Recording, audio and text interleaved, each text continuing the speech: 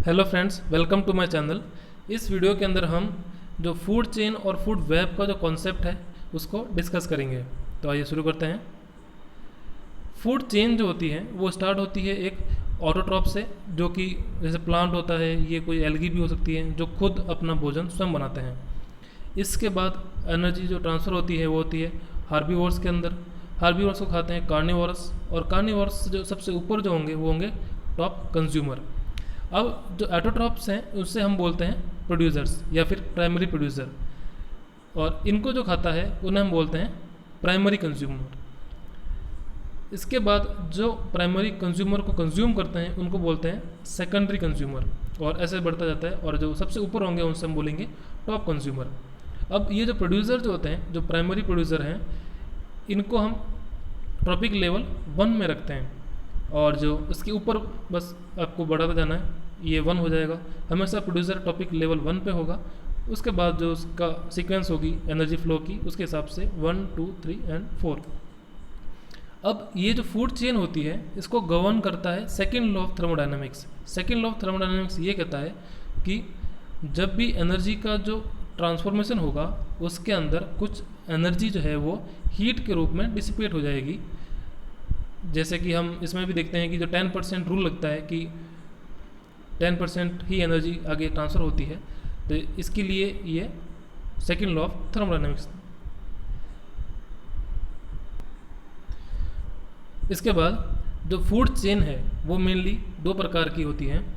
जो पहला है वो है ग्रेजिंग, जिसके अंदर जो ग्रीन प्लांट होते हैं वो प्रोड्यूसर होते हैं, वो ही मतलब उसका एक स्टार्टिंग पॉइंट होता है ग्रेजिंग के अंदर ग्रीन प्लांट्स। और दूसरा होता है डेट्रिटस। डेट्रिटस फूड चेन जो होती है उस वो डिपेंड करती है डेड ऑर्गेनिक वेस्ट के ऊपर। ठीक है, तो ग्रेजिंग वाला हो गया ग्रीन प्लांट, और डेट्रिटस फूड चेन हो गई डेड ऑर्गेनिक वेस्ट के ऊपर। ठीक है, और जो डेट्रिटस का जो बेस्ट एग्जांपल है वो होता है मैंग्रोव्स की जो पत्तियां होती है वो। ठीक है, अब मैंग्रोव की जो फूड चेन होगी वो इस प्रकार होगी कि मैंग्रोव्स की लीव्स होगी, उसको खाने के लिए कुछ फंगस और बैक्टीरिया होगा, और उसका खाने के लिए आपके पास कुछ लार्वा होगा और क्रस्टेशियंस होगा। ये क्रस्टेशियंस जो होते हैं ये झींगा या फिर जो केकड़े इनको बोलते हैं क्रस्टेशियंस, और इनको खाते हैं आपस। ये जो मछलियाँ होती है जैसे मिनोय मच्छी हो गई या फिर गेम फिश हो गई, तो ये एक मैंग्रोव की फूड चेन थी।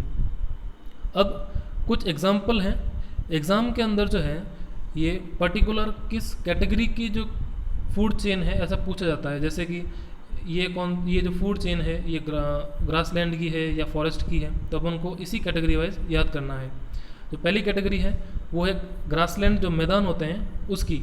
तो मैदानों के अंदर जो घास होगी उसको खाने के लिए कुछ ग्रास हॉपर होगा, फिर इसके ऊपर कुछ गिरगिट होगा, और जो उसके ऊपर ये हॉक यानी कि जो बाज होता है ये ग्रासलैंड की एक फूड चेन है।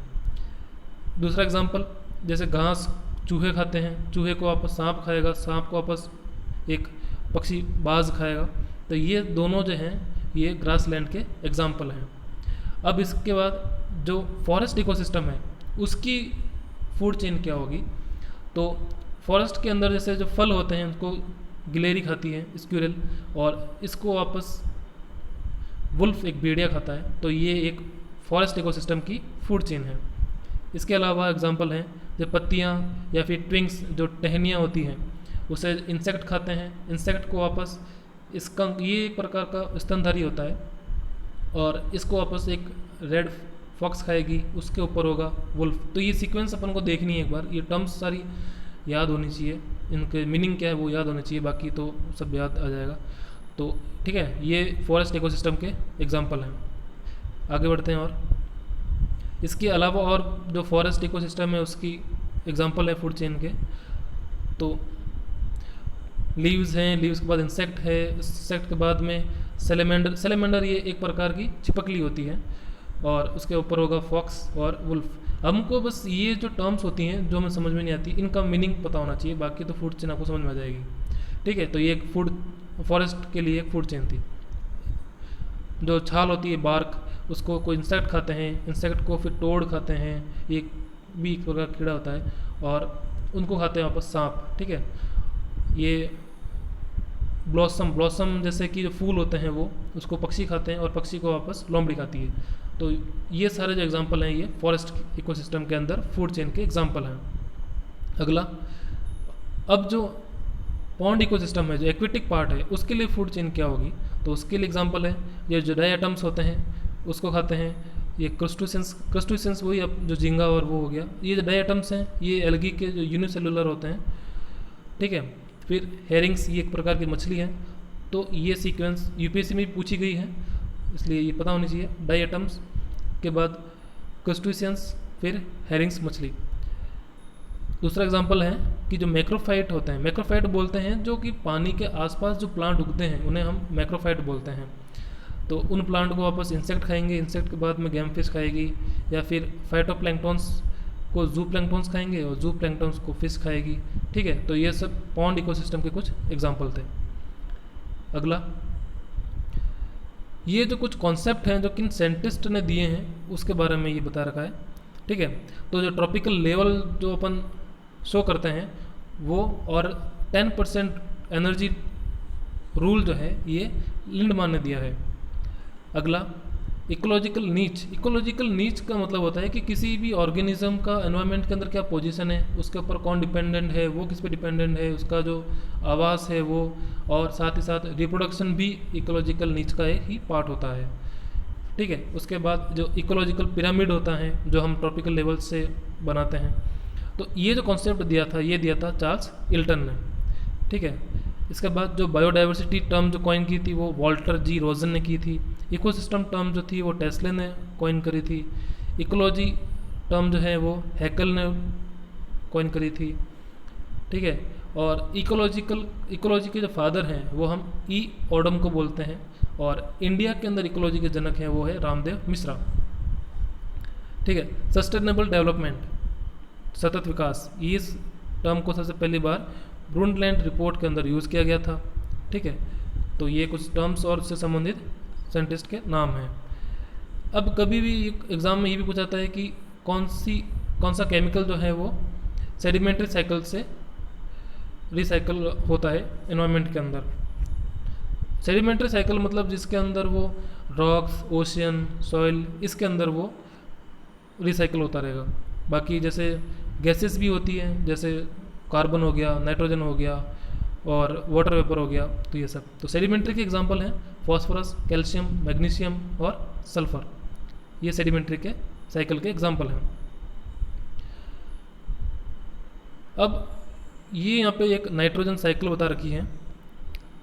इसके अंदर सबसे पहले जो एनवायरनमेंट के अंदर जो नाइट्रोजन होती है वो या फिर तो लाइटनिंग के द्वारा या फिर कुछ बैक्टीरिया या एल्गी जो है उसे अमोनिया में कन्वर्ट करते हैं, तो वो है नॉस्टॉक, एजोटोबैक्टर और साइनोबैक्टीरिया, ठीक है। ये उसको अमोनिया में कन्वर्ट कर देते हैं।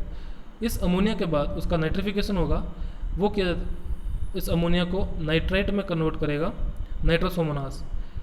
इस नाइट्राइट को नाइट्रेट में कन्वर्ट करता है नाइट्रोबैक्टर, ठीक है। यही नाइट्रेट और नाइट्राइट प्लांट कंज्यूम करते हैं और प्लांट वापस इसको देते हैं अमोनिया के अंदर, जो प्लांट वेस्ट होता है या फिर एनिमल वेस्ट होता है, और यही नाइट्रेट वापस सुडोमोनास के द्वारा बनता है वापस नाइट्रोजन, ठीक है। तो ये एक नाइट्रोजन साइकिल है, ठीक है। ये एक नाइट्रोजन साइकिल कंप्लीट हो गई। नाइट्रोजन से बनेगा अमोनिया नॉस्टॉक और एजोटोबैक्टर द्वारा, फिर अमोनिया से बनेगा नाइट्राइट नाइट्रोसोमोनास के द्वारा, नाइट्राइट से नाइट्रेट नाइट्रोबैक्टर द्वारा, और नाइट्रेट से वापस नाइट्रोजन जो डीनाइट्रिफिकेशन होता है वो करता है सुडोमोनास, ठीक है। अब एग्जाम में बहुत बार ये पूछा जाता है कि सिम्बायोटिक कौन से हैं या फिर फ्री लिविंग नाइट्रीफाइंग बैक्टीरिया कौन से हैं। तो अगर फ्री लिविंग अगर पूछे तो वो होगा एजोटोबैक्टर और क्लॉस्ट्रीडियम। एजोटोबैक्टर जो है ये एक प्रकार की एरोबिक रेस्पिरेशन करता है, जबकि क्लॉस्ट्रीडियम जो होता है ये एनारोबिक करता है। एनारोबिक का मतलब होता है कि जिसके अंदर ऑक्सीजन की जरूरत नहीं पड़ती है, उसे हम बोलते हैं एनारोबिक, ठीक है। अगला,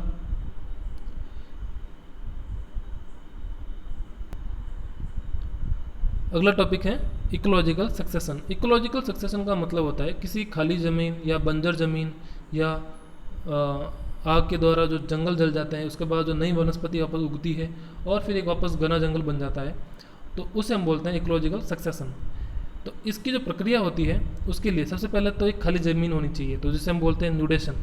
फिर वहाँ पे इन्वेजन होता है किसी स्पीसीज़ का, कुछ स्पीसीज़ वहाँ पे माइग्रेट करती हैं, और जो नए एरिया के ऊपर जो स्पीसीज़ या प्लांट उगते हैं उन्हें बोलते हैं इकेसिस, ठीक है। और उसके बाद होता है एग्रीगेशन। एग्रीगेशन का मतलब होता है कि उसी पॉपुलेशन की वृद्धि होना, बाद में एक स्टेबल इकोसिस्टम बन जाएगा और इस स्टेबिलिटी को बोलते हैं क्लाइमैक्स, ठीक है। तो ये क्रम याद होना चाहिए। सबसे पहले होगा न्यूडेशन, फिर इन्वेजन, फिर माइग्रेशन, फिर इकेसिस, फिर एग्रीगेशन और फिर बाद में क्लाइमैक्स। इकेसिस जो होता है ये एक प्लांट का नए एरिया के अंदर जो एस्टेब्लिश होता है, स्टार्टिंग फेज, उसको बोलते हैं इकेसिस। बाद में एग्रीगेशन मतलब कि उसकी पॉपुलेशन में जो वृद्धि होती है उसे एग्रीगेशन बोलते हैं। सीरी मतलब होता है कि ये जो पूरी जो सीरीज़ होगी न्यूडेशन से लेकर क्लाइमेक्स तक की, उसे हम सीरी बोलते हैं, ठीक है। अब अगर ये इकोलॉजिकल सक्सेशन अगर एक सैंड्यूम, अगर रेतीले जगह में हो तो उसे बोला जाता है सेमोसीरी, ठीक है। और अगर ये इकोलॉजिकल सक्सेशन अगर कहीं मॉइस्चर वाली जगह पे हो तो उससे बोला जाता है मिसार्च, ठीक है। और जो स्टार्टिंग की जो स्पीसीज़ होगी उसे हम फाइनल स्पीसीज़ बोलेंगे, ठीक है। और जो फाइनल में जो स्टेबल इकोसिस्टम के अंदर जो होगी उसे हम बोलेंगे क्लाइमैक्स।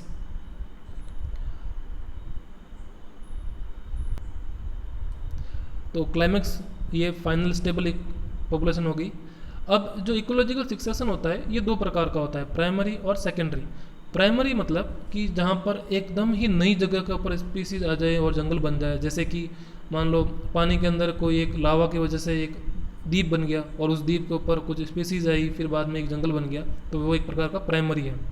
सेकेंडरी सक्सेशन जो होता है, जैसे कि बाढ़ आ गई, बाढ़ से पूरा जंगल नष्ट हो गया और फिर वहाँ पे वापस वनस्पति उगती है और वापस जंगल बनता है, तो वो सेकेंडरी। जहाँ पर पहले से ही अस्तित्व था फिर वापस बना, उसे सेकेंडरी बोलेंगे।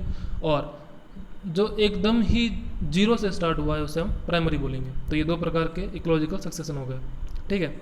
अब एग्ज़ाम के अंदर कुछ सीक्वेंस पूछेंगे कि भी पहले कौन सी चीज़ आई उसके बाद क्या आया। तो ये यहाँ पे मैंने दो सीरीज़ दे रखी है। पहली है हाइड्रो सीरीज, जो मतलब कि पानी के अंदर होती है। तो पानी के अंदर पहले फाइटोप्लैंक्टन्स आएंगे, फिर रूटेड एक्वेटिक प्लांट्स बनेंगे, फिर एक दलदल जिसे हम रीड स्वैम्प बोलते हैं वो बनेगा, फिर सेड्ज मिडो बनेगा, और फिर कुछ लकड़ी जैसे कि वुडलैंड बनेगा, फिर बाद में क्लाइमैक्स, ठीक है। ये मतलब कि एक सीरीज़ है, मतलब कि जो छोटे फाइटोप्लैंक्टन से स्टार्ट होगा, छोटे छोटे एक्वेटिक प्लांट बनेंगे, फिर दलदल होगा, बाद में जो कठोर वुड होता है वैसी प्लांट आएंगे और लास्ट में क्लाइमैक्स बन जाएगा, क्लाइमैक्स स्टेज आ जाएगी। तो ये एक हाइड्रो के लिए था सीरीज़। अब अगर लिथोस्फीयर जो चट्टानों के ऊपर जो होती है, तो चट्टानों के ऊपर मोस्टली लीचन्स पाए जाते हैं। तो लीचन्स के अंदर भी ये दो होते हैं, एक होता है क्रुस्टोज लीचन, उसके बाद आते हैं फुलोज लीचन। ये इतना डिटेल में नहीं जाना है, बस अपन को ये नाम सब याद होने चाहिए, सीक्वेंस याद होने चाहिए। क्रुस्टोज लीचन, फिर है फुलोज लीचन, फिर है मोज, फिर है हर्ब्स, फिर सर्ब्स, फिर फॉरेस्ट, ठीक है। लीचन्स तो पता ही है, ये एल्गी और जो फंगस का एक सिम्बायोटिक है। मोज भी एक, उसके ऊपर जो हरी घास होती है छोटी छोटी वो है। फिर हर्ब्स है, छोटी छोटी झाड़ियाँ होगी, फिर उससे बड़े प्लांट होंगे और लास्ट में फॉरेस्ट बन जाएगा। तो ये सीक्वेंस पूछी गई है यूपीएससी के अंदर, इसलिए इस सीक्वेंस को याद रखें ताकि आपका क्वेश्चन सही हो जाए।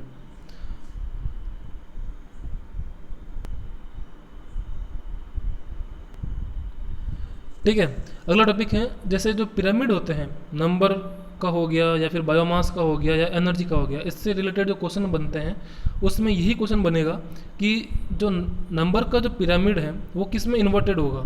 तो अगर अपन संख्या के हिसाब से देखें तो जो ट्री होता है उसका जो पिरामिड होगा नंबर के लिए वो इन्वर्टेड होगा। क्यों होगा? क्योंकि ट्री तो एक होगा, उसके ऊपर बैठने वाला कुछ कुछ इंसेक्ट होंगे, उससे बड़े थोड़े ज़्यादा चिड़ियाएँ होगी, तो ये उसका एक पिरामिड है जो कि ट्री के लिए इन्वर्टेड होगा। और ग्रासलैंड और पॉन्ड के लिए होगा अपराइट। ठीक है, अपराइट के लिए स्ट्रक्चर ऐसा है। तो ये ग्रासलैंड और पॉन्ड का नंबर पिरामिड है जो कि अपराइट होगा और जो ट्री है उसके लिए इन्वर्टेड होगा, ठीक है। और जो बायोमास का जो पिरामिड होगा वो पॉन्ड के लिए इन्वर्टेड होगा। पॉन्ड के लिए इन्वर्टेड क्यों होगा? क्योंकि चाहे कितनी भी एल्गी हो, चाहे कितने भी फाइटोप्लैंक्टन्स हो, अगर उन सबको हम अगर उनका मास ऐड भी कर लें तो भी जो उससे बड़ी जो फिशेज़ होगी उन फिशेज़ का मास ज़्यादा होगा। इसलिए जो बायोमास के लिए जो पॉन्ड का स्ट्रक्चर होगा, पिरामिड होगा, वो इन्वर्टेड होगा। लेकिन जो फॉरेस्ट है, जो ग्रास है, इसके लिए ये अपराइट होगा। और एनर्जी का जो पिरामिड होता है वो ऑलवेज अपराइट ही होता है, क्योंकि ऊपर जाते समय एनर्जी लॉस होगी तो ऊपर का एरिया कम होगा, नीचे वाला एरिया बड़ा होगा। तो ये स्टेटमेंट याद रखें, इसमें से कोई ना कोई क्वेश्चन जरूर बनेगा। आज का लास्ट टॉपिक है बायोटिक इंट्रैक्शन, जो दो स्पीसीज़ के बीच में जो इंट्रैक्शन होता है इसके बारे में पूछते हैं। जैसे कि म्यूचुअलिज्म होगा जिसके अंदर दोनों को फ़ायदा होगा, ठीक है, जिसके अंदर किसी को नुकसान नहीं है, दोनों को फ़ायदा है। जैसे कि लीचन हो गया, लीचन इसका बेस्ट एग्जांपल है, ठीक है। या फिर जो सिम्बायोटिक होते हैं बहुत सारे नाइट्रिफिकेशन के अंदर, वो सब म्यूचुअलिज्म के एग्जांपल है। फिर है कॉमन्सलिज्म। कॉमन्सलिज्म मतलब होता है कि एक को तो फ़ायदा हो रहा है और दूसरे को कोई नुकसान नहीं हो रहा है। जैसे अपन देखते हैं बहुत सारी चिड़ियाँ जानवरों के ऊपर बैठती है, तो उस चिड़िया को तो बैठने के लिए जगह मिल गई, लेकिन उस जानवर को कोई फ़र्क नहीं पड़ा उससे, ना ही उसको नुकसान हुआ ना फ़ायदा हुआ, तो उससे हम बोलते हैं कॉमन्सलिज्म। अमेंसलिज्म मतलब होता है कि एक को नुकसान हो रहा है और दूसरे को कुछ नहीं मिल रहा उससे, ठीक है, एक जगह किसी को परेशान करते हैं वैसे ही। तो अमेंसलिज्म मतलब हो गया एक को नेगेटिव इफेक्ट है और दूसरे को कोई इफेक्ट नहीं है। एक है कंपटीशन। कंपटीशन के अंदर हमेशा दोनों का ही नुकसान होता है। जैसे आपस में दो जानवर लड़ते हैं, जो कंपटीशन होता है, ठीक है, उसके अंदर दोनों को ही हार्म होगा। पैरासिटिज्म, तो ये जो पैरासिटिक होते हैं, ठीक है, पैरासाइट जो होंगे, ये एक जैसे कि किसी का खून चूसेंगे तो उसको तो जो पैरासाइट होगा उसको तो फ़ायदा होगा और जो होस्ट होगा उसको नुकसान होगा, ठीक है। तो ये एक प्लस होगा और एक माइनस होगा। तो थैंक यू फ्रेंड्स, ये आज का वीडियो था एनवायरनमेंट टॉपिक के ऊपर। आगे भी और कंटिन्यू करेंगे। आज के लिए बाय।